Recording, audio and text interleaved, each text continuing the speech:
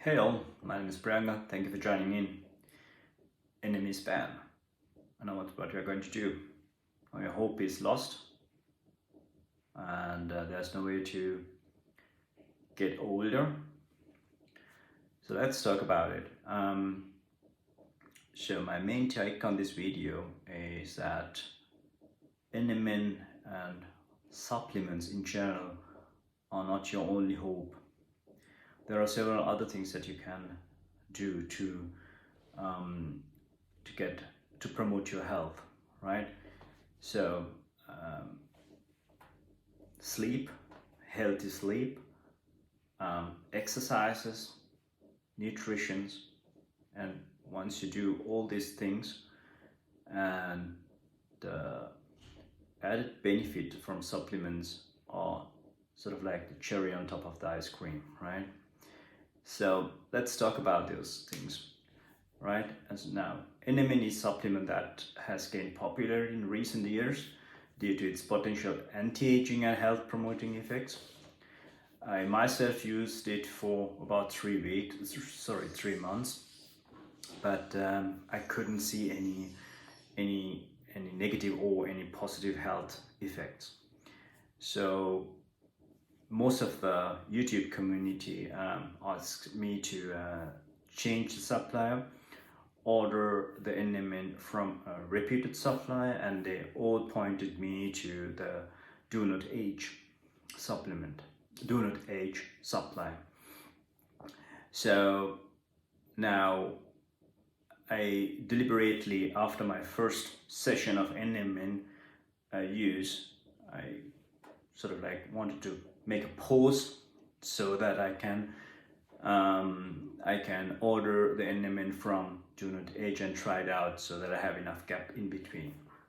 So, but now what happened is that NMN is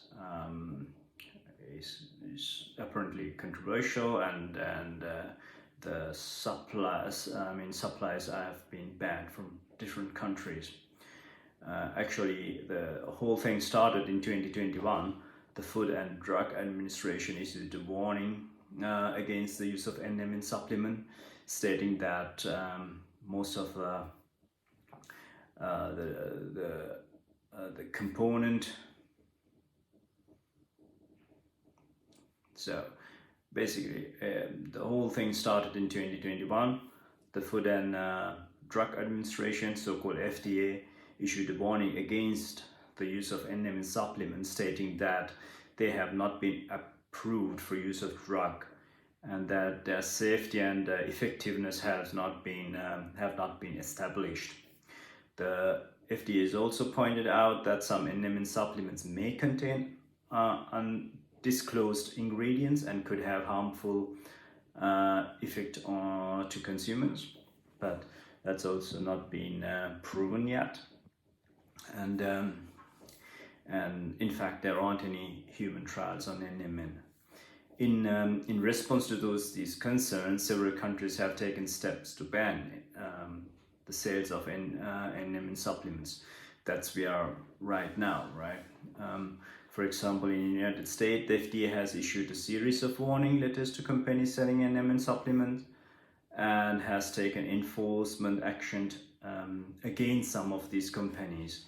In Canada also, the Health Canada has issued a warning against the use of NMN supplement and has taken steps to remove those from the market. So despite the controversy surrounding NMN supplements, some people continue to use them and citing their potential health benefits, like our YouTube communities and the anti-aging community. However, it is important to note that the safety and the effectiveness of NMN supplement has not been established, and their use is not recommended by regulatory agencies or medical professionals.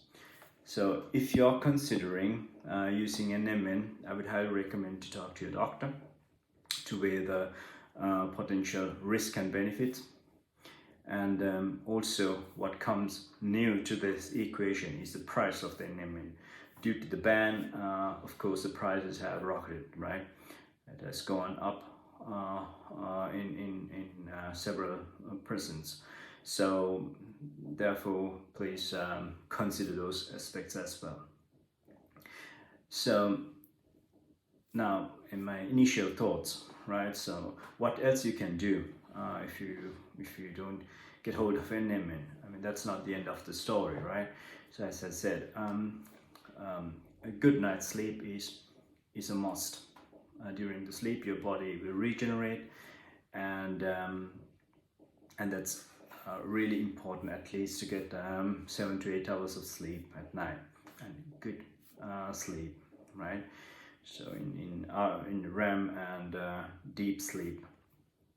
So with this regard, I recently listened to a podcast from Huberman Lab, and there were very insightful information about coffee, effect on caffeine on sleep. So based on that information, I have limited my coffee intake to morning hours, and maximum 2 to 3 cups per day. So after I implemented that, my sleep quality has improved a lot. So that's something that I can recommend to you. And in that podcast, Mr. Huberman goes into great details, saying that the effects of the caffeine will be in your system up to 8 hours after you drink a cup of coffee, right? So that means if you drink 2 o'clock in the evening, in the afternoon, sorry, and till 10 o'clock at night, the effect of the caffeine will be in your system. So that means it will affect your sleep quality. So therefore, it's advisable to either reduce the consume of caffeine, and if you really like to drink coffee like me, to limit it to morning hours. And I also mentioned that he mentioned about the benefits of the coffee as well. Please listen to that podcast. You'll be surprised what you learn from it.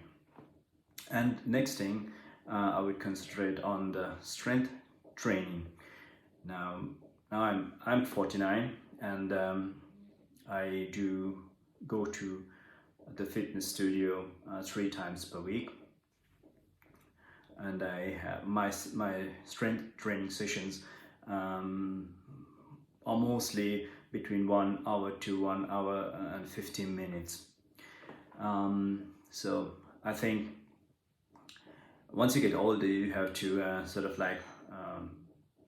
do everything possible to maintain the muscle mass and strength of your body, right?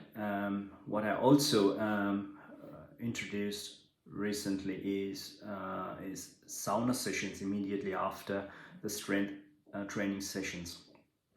I'm lucky enough to have my fitness has sauna, so I can use that as well. So it's mostly 80 degrees Celsius, and I do 20-minute sessions immediately after my fitness sessions. So that's very convenient, and fitness, sauna, and after that a cold shower. So that's my routine. I've been doing this for about 2 to 3 months, and I'm feeling great, and I don't have any negative effects, right? So, and other than that, I try to do VO2 max sessions at least once a week.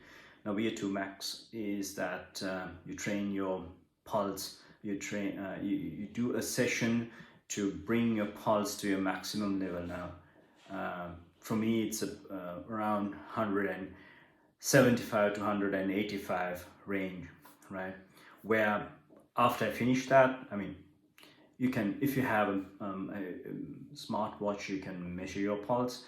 But the way I see it, or the other way of knowing it, if you are reaching the limit, is after you finish the session, you cannot talk normally. You're panting and you need to grasp for your breath. So that's important, because then it will train your heart to sort of like to its maximum, right? So the whole idea behind this is that in the normal scenario, in normal resting pulse, then the heart, if you have a strong heart, then it is easy for your heart to operate in the normal range, right? That's what we are trying to achieve here. So sleep, strength training, heart training, and the next thing is nutrition. This is also very important. Now that is very individual with regard to nutrition, because it's not sort of like one base recipe to fits all. Now I have realized I tried so many things, carnivore to keto, whatnot, and my way to now my current nutrition style is mostly keto based.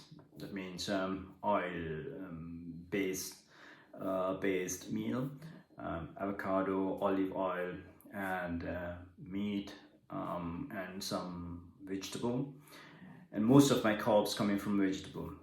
Except for the days that I'm training, I'll try to increase my percentage of carbs intake. So that means I add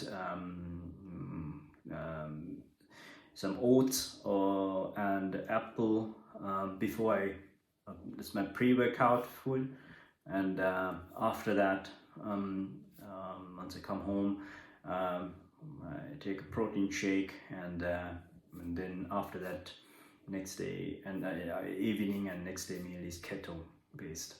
So yeah, that works for me, but you had to find out your what works for you. It's very individual, as I said. So after doing all these things, the supplement part, as per my knowledge or as per my experience, is the cherry on the ice cream top.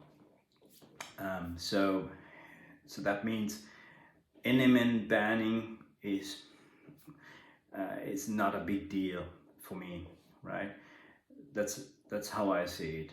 And my current supplement palette consists of creatine. I take 3 grams creatine every day, and protein, whey protein, mostly grass-fed protein, the quality. I mean, those stuff you had to always, nutritions, you had to always look for the quality and quantity, right? So creatine, protein, omega-3, mostly fish oil based, or if you are vegetarian, there are some algae based omega-3, so I'll take fish oil, and then what else? Magnesium and vitamin D. Vitamin D is also very important, and it's a side note. The days that I do not take enough oil, my tendency to have brain fog is greater. It's very interesting. I mean, if I cut on my sort of like olive oil or MCT oil or omega-3 for that matter, I tend to have a lot of brain fog. Try it for yourself, you'll be surprised. And yeah, so my sort of like take-home message in this video should be, do the stuff that sort of like proven by most of the people, like good night's sleep, strength training, nutrition, and cardio. And if you do all these things and concentrate on your the base supplements, like those I mentioned earlier, and after that and the rest will be fine. So that's I'm not trying to say that I'm sort of like ignoring the NMN and all the resveratrol and spermidine. I'll still keep on a close look on those as well. And if I feel like that that will bring sort of like risk benefit ratio is viable to me, then I will reconsider it. But at the moment, I'm happy with my current routine.